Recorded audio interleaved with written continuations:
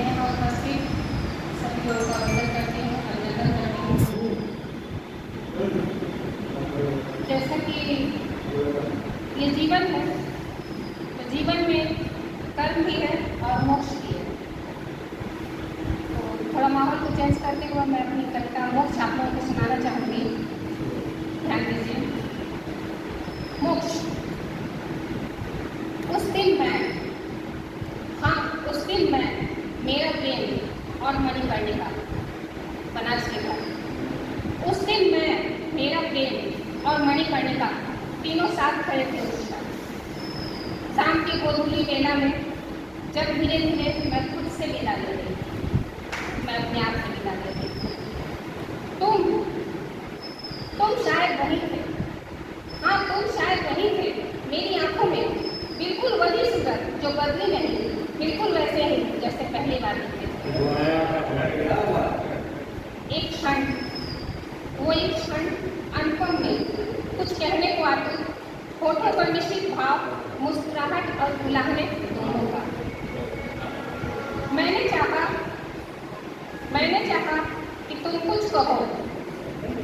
मैंने चाहा कि तुम कुछ कहो, मगर तुम्हारे मौन में एक अजीब सी संतुष्टि थी।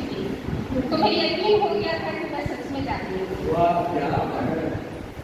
मेरे पाँव छुए मणिकर्णिका की लहरों ने, जैसे वो मुझसे पूछ रही हो बहुत ही गहरा सवाल। मेरे पाँव छुए मणिकर्णिका की लहरों ने, जैसे पूछ रही हो बहुत ही गहरा सवाल मुझसे, क्या आपकी बात सब कुछ हो रही हो?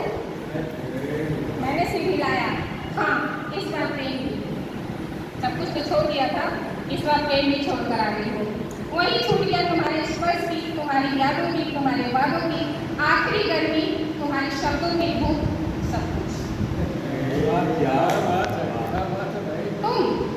तुम खड़े रहे वहाँ जहाँ मेरी आत्मा धीरे धीरे देह से अलग हो गई। तुम खड़े रहे वहाँ जहाँ मेरी आत्मा धीरे धीरे देह से अलग हो रही थी।